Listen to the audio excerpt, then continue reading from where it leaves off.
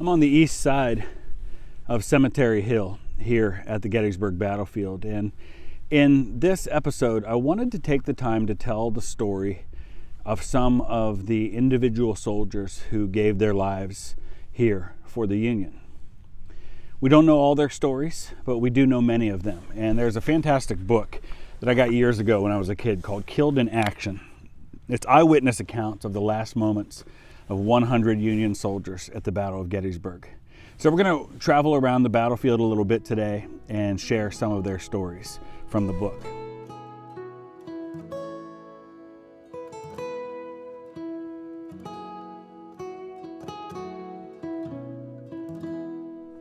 The state of Illinois had one regiment here on the Gettysburg battlefield. Most of the Illinois units fought in the Western Theater, so they would have been with Grant's army, for example, in Kentucky, Tennessee, Mississippi, that part of the battlefields. And so the state of Illinois just had the one regiment, the 82nd Illinois Infantry.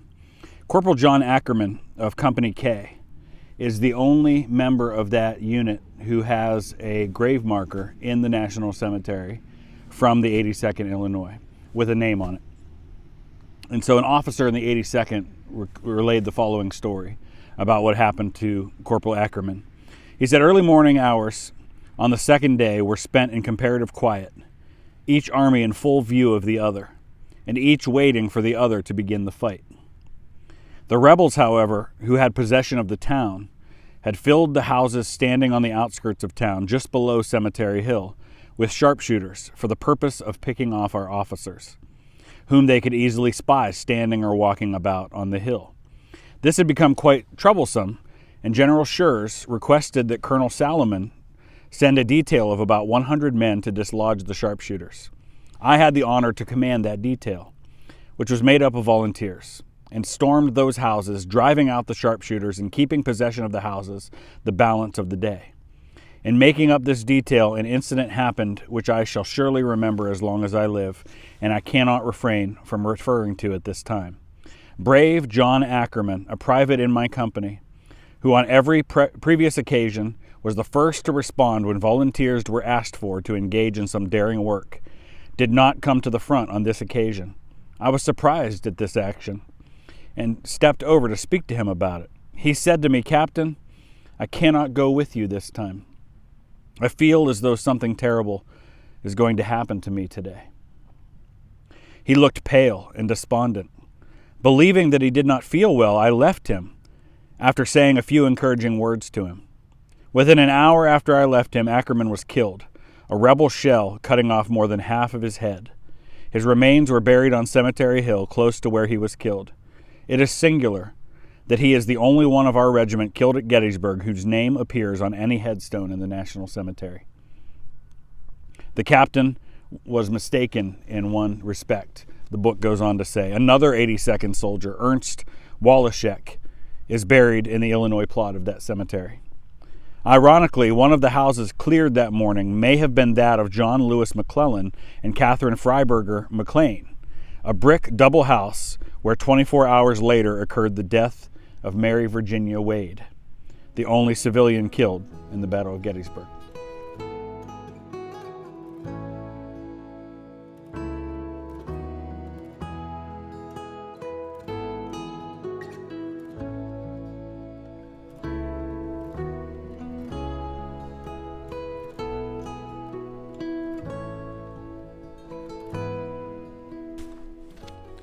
I'm here now on Little Round Top, and I want to share the story of a soldier of Company H of the 20th Maine Infantry whose monument you see behind me. It's one of the most visited sites on the battlefield here at Gettysburg.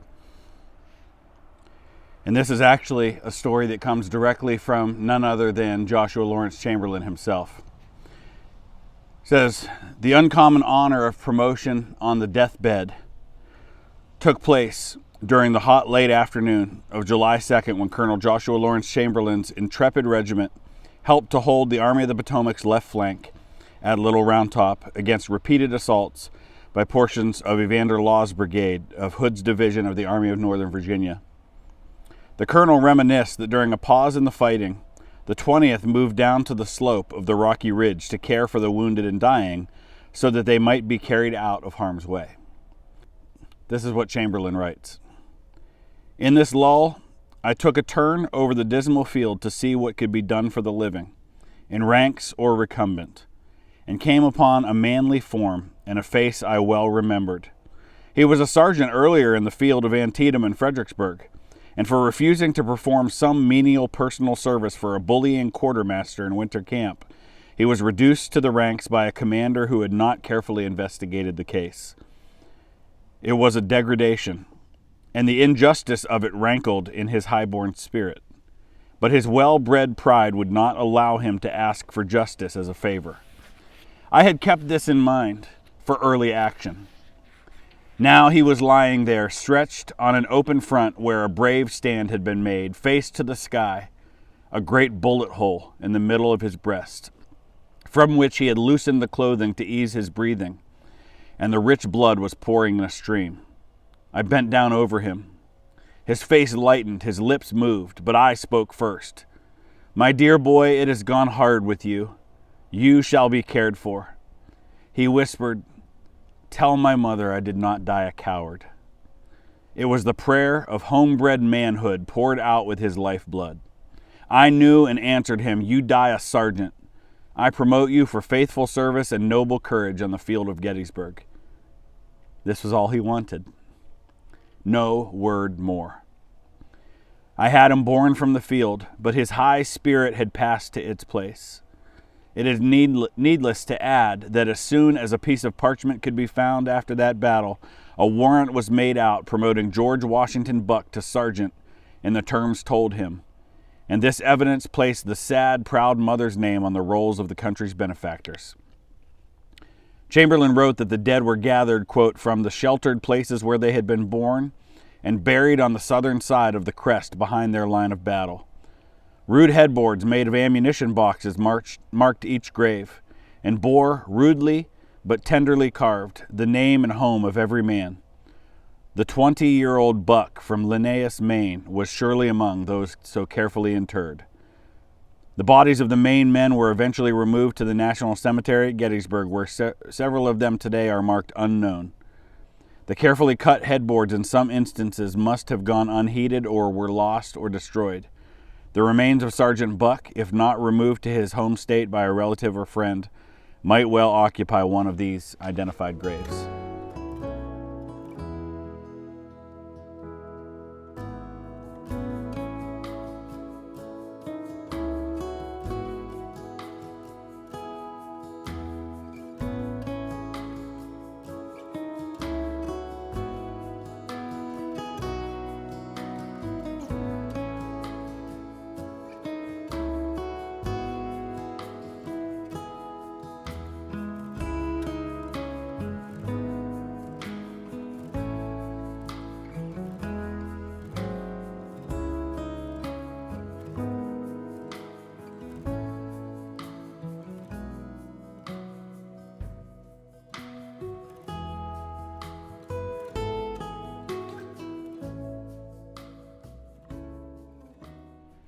The Peach Orchard saw some of the most fierce fighting during the second day's battle at Gettysburg. It was the apex of Dan Sickles' advanced position, and so suffered attacks from two sides.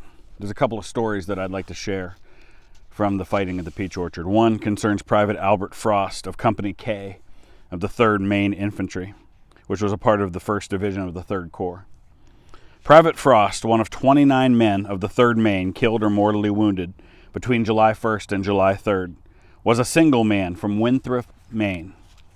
His last minutes on earth and burial were observed by a comrade, and still remains one of the most complete descriptions of its kind ever found. Albert H. Frost was the best and most loved and patriotic man in the company.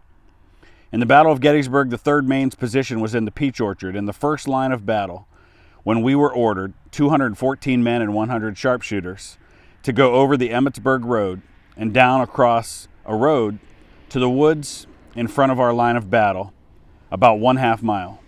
We skirmished into the woods for some distance until the rebels opened fire on us. We found it was General Longstreet's corps that faced us. We stopped and fought them for about 15 minutes. The last time I saw Albert Frost alive, I was on one knee and foot loading and firing as fast as I could. Turning around, I saw Frost putting a cap on his rifle. He was behind a small tree about the size of a stove funnel. After that, the rebels tried to get around in our rear to cut our regiment off from getting back to the line of battle.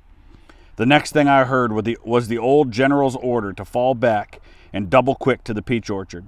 After the battle was over, I, with Andrew Batchelor, went to the captain and he to the colonel and got permission to go to the woods to find Frost's body and bury it.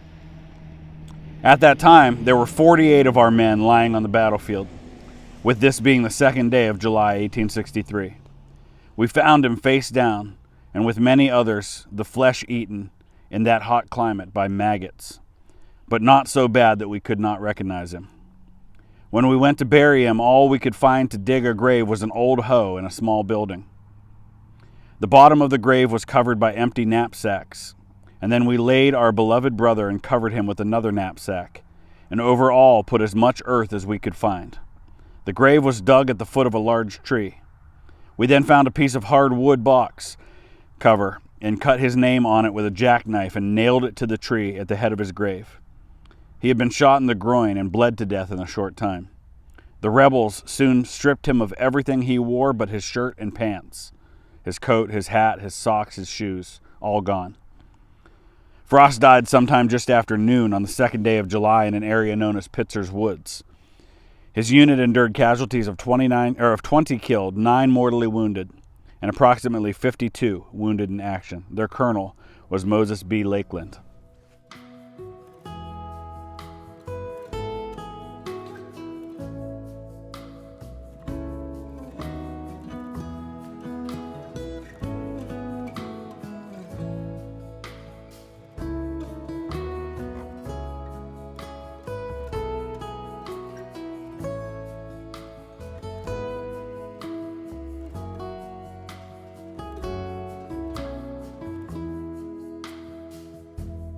Major Israel Spaulding was one of the staff officers of the 141st Pennsylvania Infantry, which was in the 1st Brigade of the 1st Division of the 3rd Corps.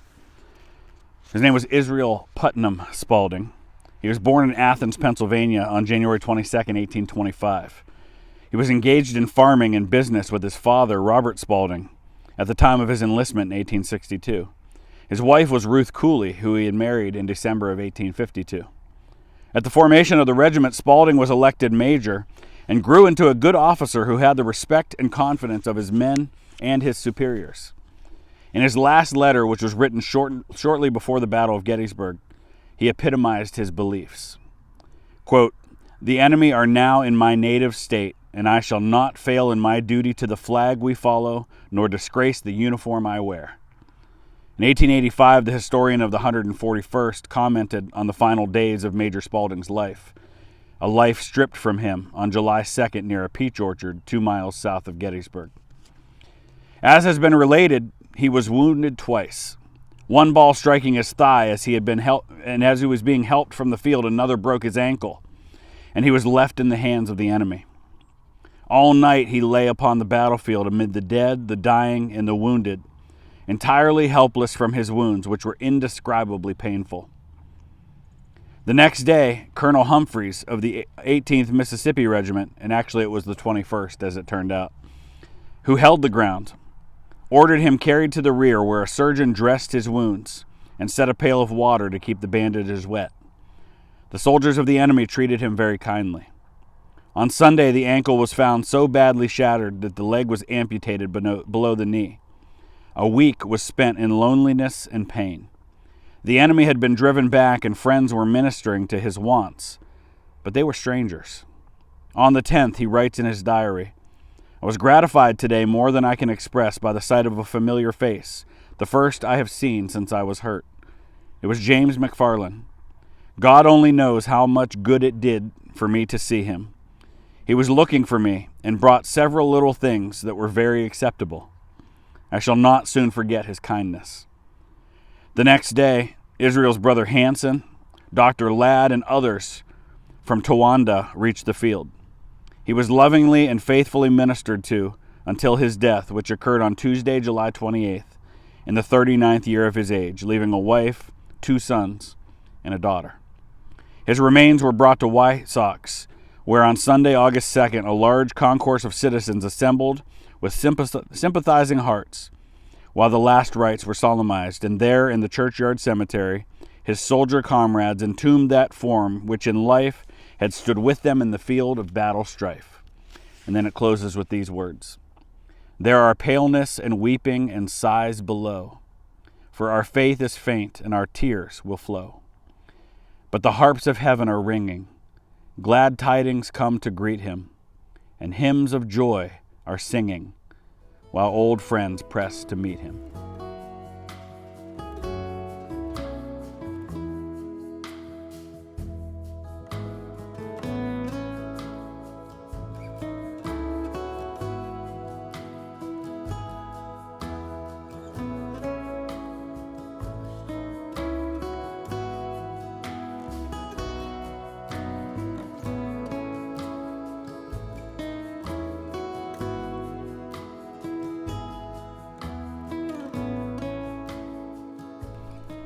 The exploits of the 1st Minnesota are well known here at Gettysburg.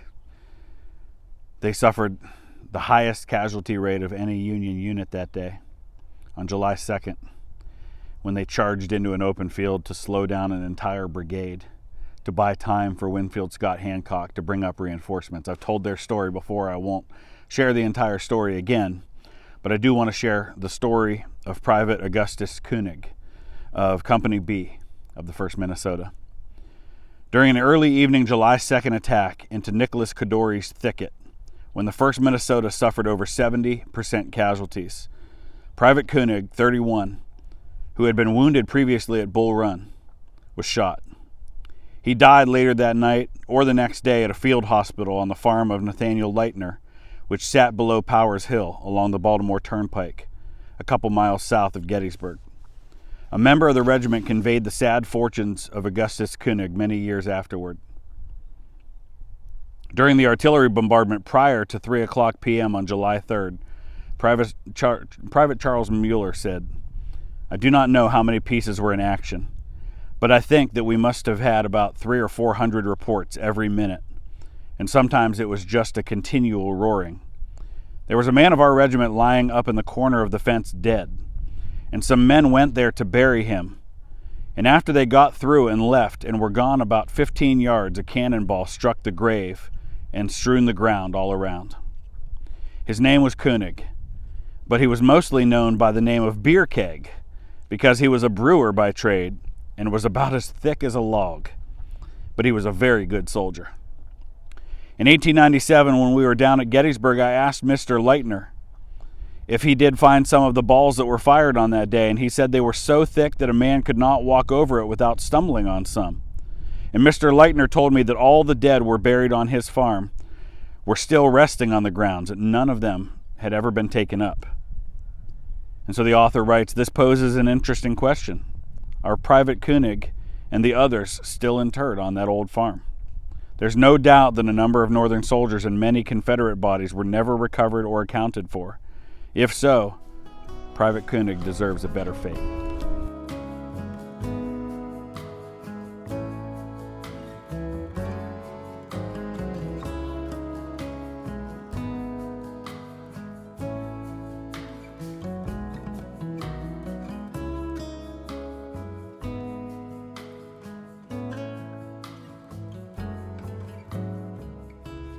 At this stone wall and in this field behind me was fought what we know today as Pickett's Charge.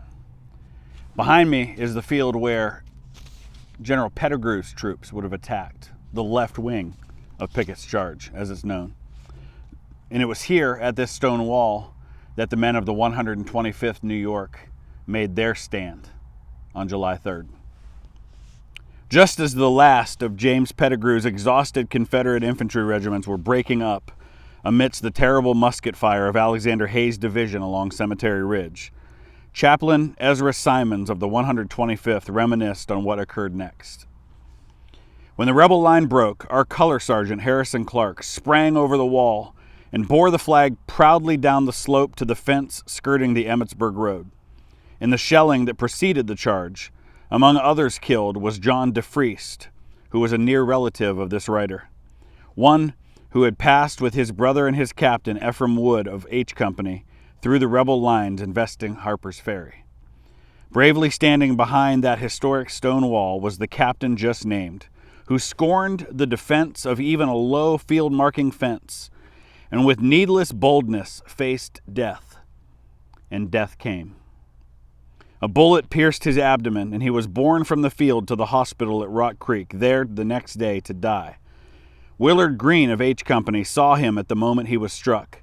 Sergeant Jacob Houch and the writer kneeled at the brave man's dying side, who after intense suffering passed away, speaking with last breath the name of his wife. Captain Wood was always much interested in military affairs. He was, before the war, captain of the Troy City Artillery Company. He was born May 14, 1818. He was a man of true, firm principle. This writer once heard him, when he was asked to put his name to a paper, of the correctness of which he did not know, say, "I cannot do it." When told that he might venture to do it, he replied, "I will do right, though the heavens fall." His short career with the regiment displayed in all of its phases, from Harper's Ferry to Gettysburg, the qualities of a true man and brave soldier. He died a true Christian. Captain Wood, this author of the book, writes, then 45 years old, was carried first to General George Meade's abandoned headquarters at the Lydia Leicester farmhouse, where many of the wounded were collected to await ambulance transportation that would carry them to the rear. Private Charles Belknap was one who helped to carry the captain to his place. Belknap remained with Wood until he was picked up. The next day, July 4th, Private Belknap wrote that in his diary that Captain Wood had died at 6 o'clock in the morning at the 3rd Division 2nd Corps Hospital.